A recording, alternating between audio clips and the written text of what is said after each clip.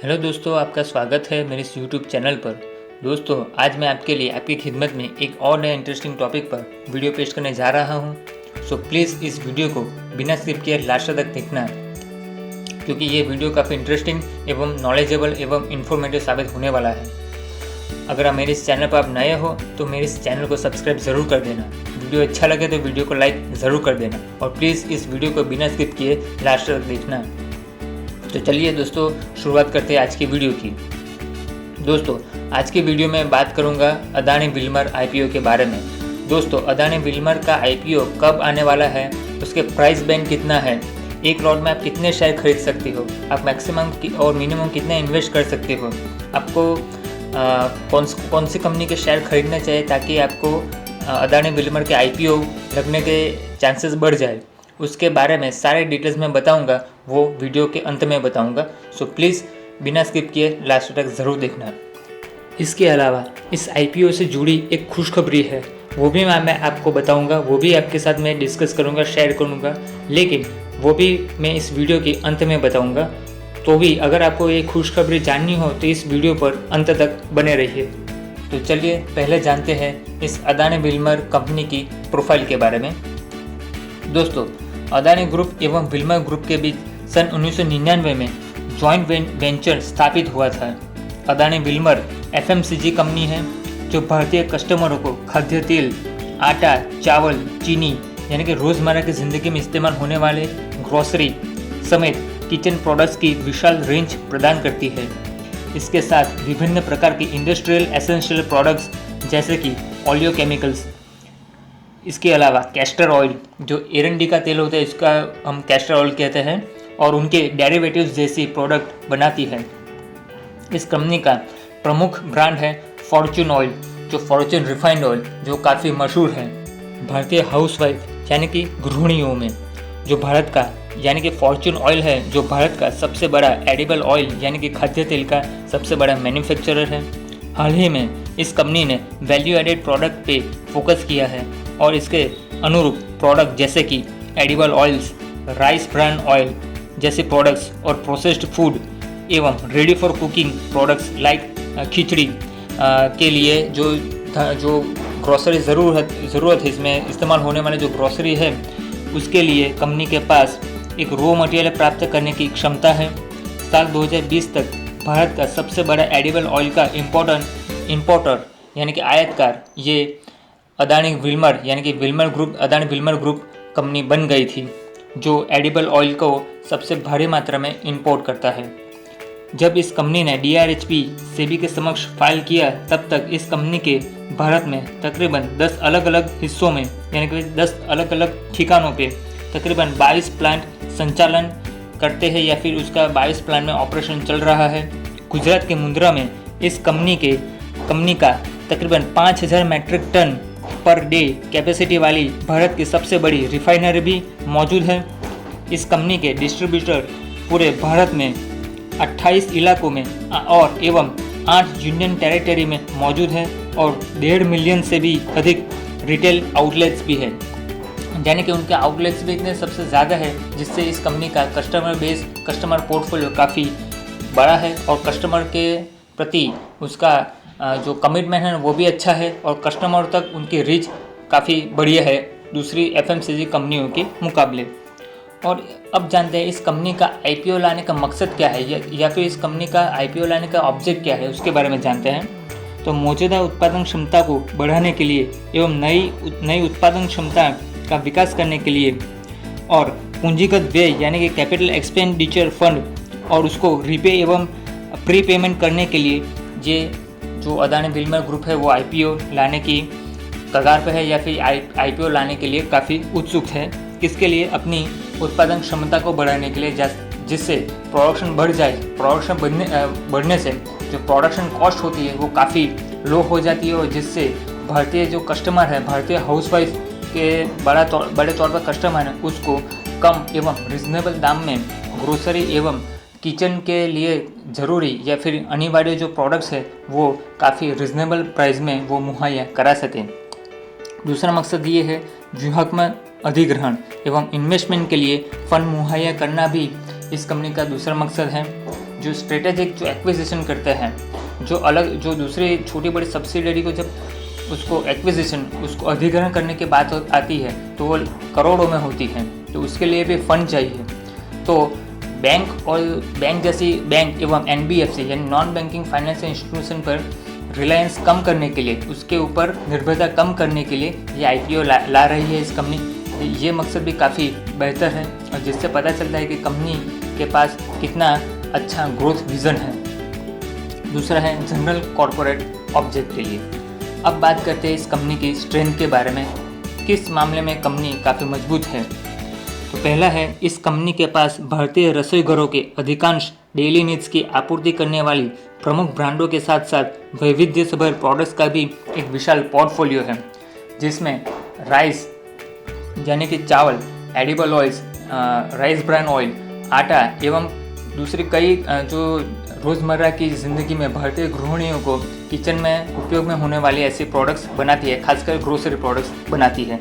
ये उसका सबसे बड़ा पोर्टफोलियो है। उसके पोर्टफोलियो में अलग वैरायटी की प्रोडक्ट्स है, जिसको कहते हैं ग्रोसरी में भी काफ़ी विविधता है।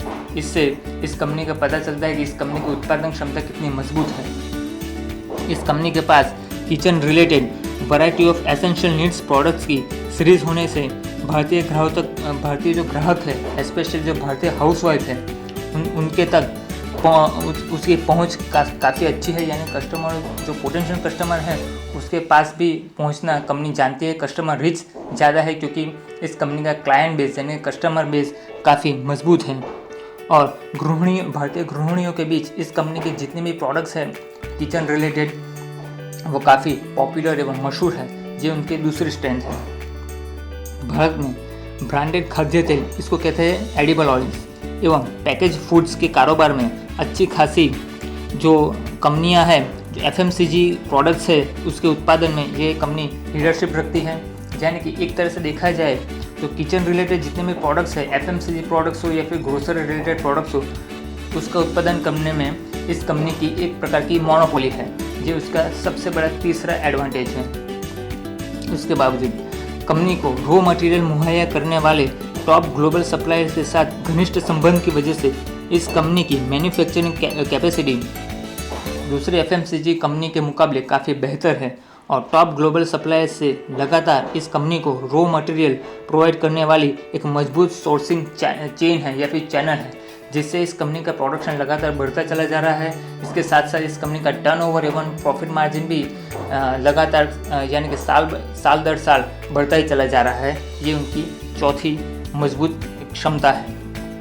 आगे चलते हैं तो भारत के सबसे बड़े बेसिक ऑलियो केमिकल्स मैन्युफैक्चरर है, जो मोनोपोली जैसे सिचुएशन क्रिएट कर सकती है इस कंपनी में। ये कंपनी की सबसे बड़ी जो खासियत ये है कि वो जो मेन प्रोडक्ट्स है, इंडस्ट्रियल प्रोडक्ट्स के तौर पर जाने जाने वाले ऑलियो केमिकल्स का सबसे बड़ा मैन्युफैक्चरर है, जिससे भी ऑलियो केमिकल्स की जो मैन्युफैक्चरिंग करने वाले कंपनियों में इस कंपनी का लीडरशिप है। यानी कि इस कंपनी का ऑलियो केमिकल जो प्रोडक्ट्स है उसको उत्पादन करने में इस कंपनी की मोनोपोली है, जिससे इस कंपनी की रेवेन्यू, कैश फ्लो एवं कैश रिजर्व एवं प्रॉफिट मार्जिन काफ़ी अच्छा और तगड़ा है।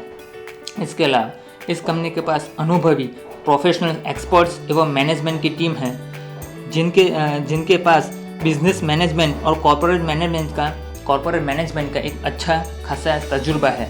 जिससे एक तरीके से देखा जाए तो इस कंपनी के पास ह्यूमन कैपिटल भी इतनी मजबूत और तगड़ी है और इतनी एक्सपीरियंस्ड है, इतनी नॉलेजेबल है, जो इस कंपनी को लगातार सही दिशा में डायरेक्शन करती है। और ये कंपनी लगातार साल दर साल मुनाफा अच्छी तरह से कमा रही है।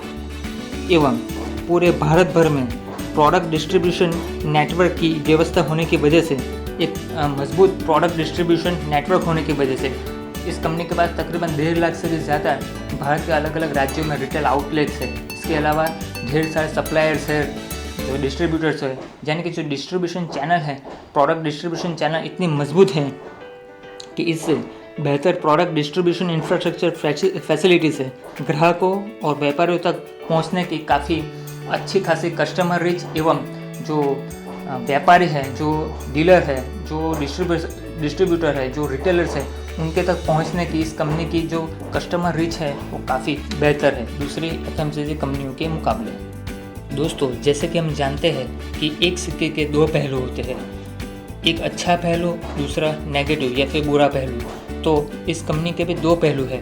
पहले पहलू की हमने बात कर ली है, कंपनी की स्ट्रेंथ क्या है, लेकिन अब दूसरे पहलू की हम बात करने जा रहे हैं कि इस कंपनी की वीकनेस क्या है, कौन से सेक्टर में, कौन से क्षेत्र में ये कंपनी दूसरी कंपनियों के मुकाबले थोड़ी वीक है। तो प्रतिकूल अंतर्राष्ट्रीय एवं राष्ट्रीय माहौल की वजह से इस कंपनी के ऑपरेशंस के ऊपर नेगेटिव इम्पैक्ट डाल सकता है। अगर कोविड-19 जैसी महामारी में अगर लॉकडाउन जैसी परिस्थिति आ जाए तो इस कंपनी का मैन्युफैक्चरिंग जो यूनिट है उसमें भी मैन्युफैक्चरिंग जो प्रोडक्ट्स है, प्रोडक्ट मैन्युफैक्चरिंग में भी कटौती हो सकती है, जिससे प्रोडक्शन कम होगा। कम प्रोडक्शन होगा तो टर्नओवर भी जाहिर सी बात है वो कम होगा और जिससे प्रॉफिट मार्जिन पर नेगेटिव इम्पैक्ट हो सकता है।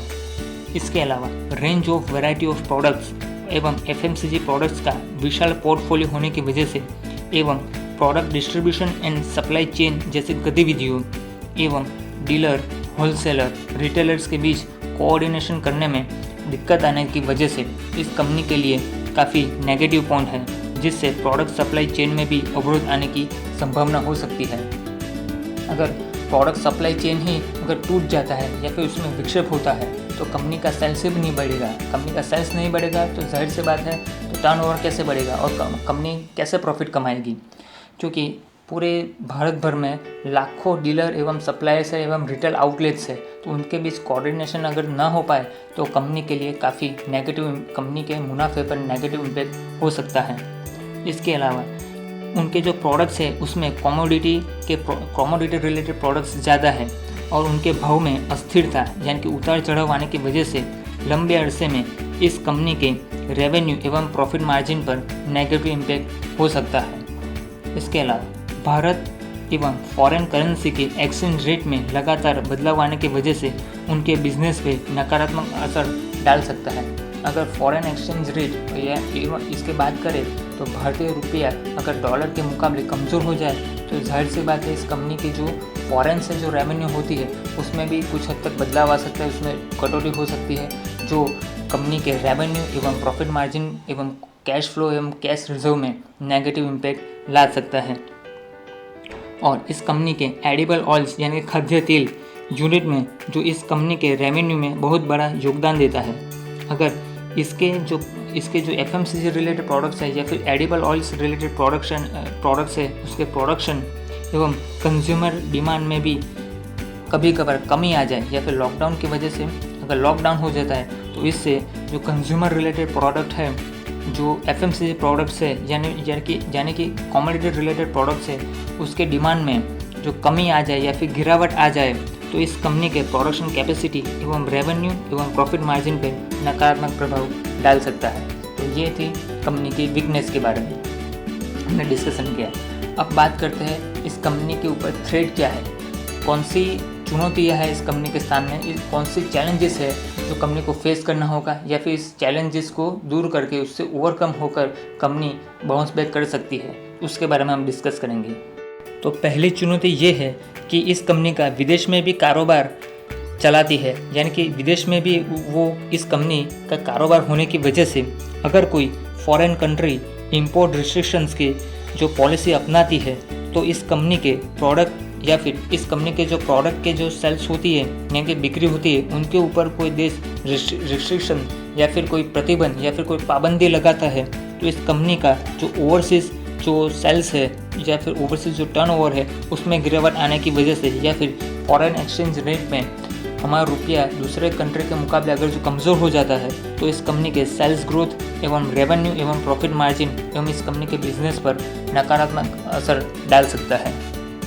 इसके अलावा इस कंपनी की अपनी एग्जिस्टिंग कमोडिटी प्रोडक्ट पे ज़्यादा अवलंबन की वजह से अगर कोई कमोडिटी रिलेटेड प्रोडक्ट्स की डिमांड में गिरावट आने की वजह से अगर इस कमोडिटी रिलेटेड प्रोडक्ट में की डिमांड में लॉकडाउन या फिर कोई अन्य कोई कारण की वजह से अगर उसमें जो गिरावट आ जाती है तो इस कंपनी के सेल्स एवं कंपनी के बिजनेस पर काफ़ी प्रतिकूल असर हो सकता है।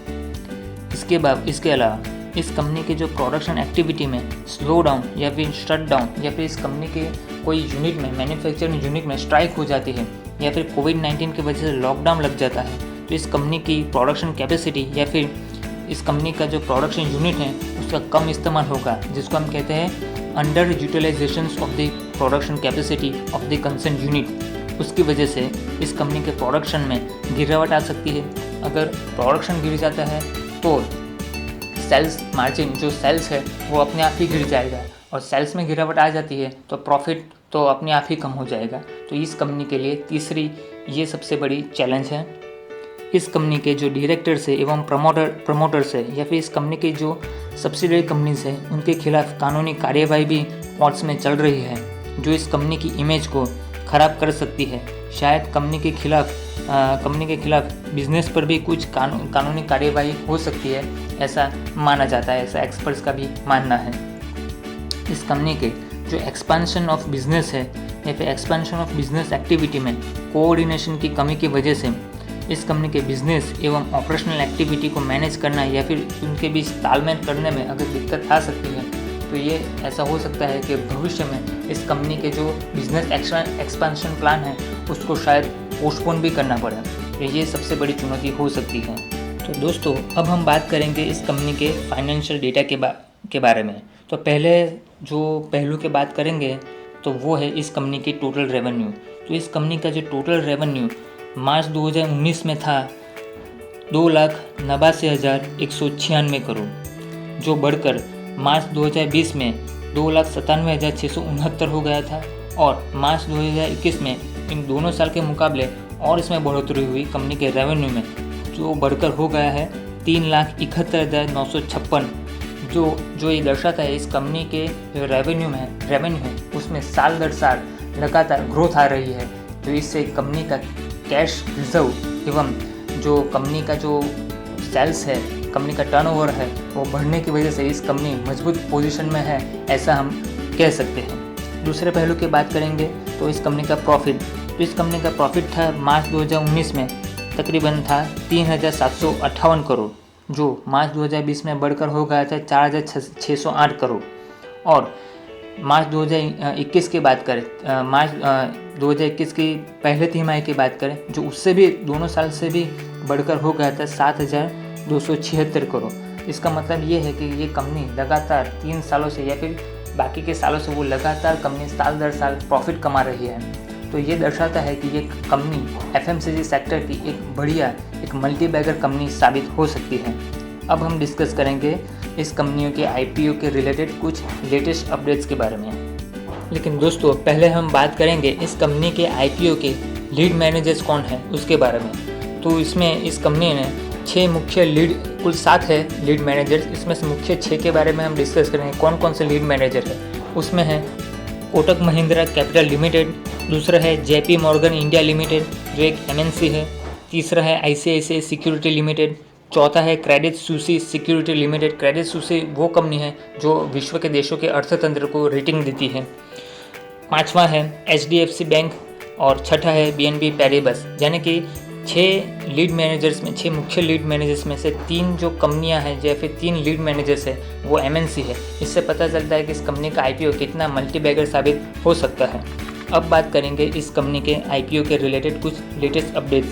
तो ये आईपीओ खुलेगा 27 जनवरी 2022 को, और इस आईपीओ में अप्लाई करने की लास्ट डेट है 31 जनवरी 2022। इस आईपीओ का साइज़ पहले 4,500 करोड़ था, लेकिन कोविड-19 की वजह से, लॉकडाउन की वजह से इस कंपनी ने अपना आईपीओ साइज़ को घटाकर तकरीबन कर दिया है 3,600 करोड़ का, यानी कि 3,600 करोड़ का ये आईपीओ होगा, मेगा आईपीओ होगा। इस कंपनी के आईपीओ के प्राइस बैंड होगा 218 रुपये से लेकर 230 रुपये तक। और अगर आपको इस कंपनी का आईपीओ में अप्लाई करना है तो आपको कम से कम 1 लॉट के लिए अप्लाई कर सकते हो, मैक्सिमम 13 लॉट के लिए अप्लाई कर सकते हो। तो 1 लॉट में कितने शेयर होंगे? तो 1 लॉट में 65 शेयर होंगे। 1 लॉट अगर ख़रीदना हो तो आपको 65 शेयर यानी कि 65 शेयर्स आपको कंपलसरी खरीदने होंगे। अब इस कंपनी का आईपीओ अलॉट होगा 3 फरवरी 2022 को। अगर इस कंपनी का आईपीओ में आपने अप्लाई किया, अगर आपको आईपीओ नहीं अलॉट होता तो आपको रिफ़ंड 4 फरवरी 2022 तक आपके खाते में पैसे आ जाएंगे। और अगर आपका आईपीओ लग जाता है तो आपके डीमैट अकाउंट में 7 फरवरी 2022 तक जो भी शेयर अलॉट हुए 65 यानी कि 65 शेयर जो आपको अलॉट किए जाते हैं, अगर अलॉटमेंट हुआ तो आपके अकाउंट में क्रेडिट हो जाएंगे।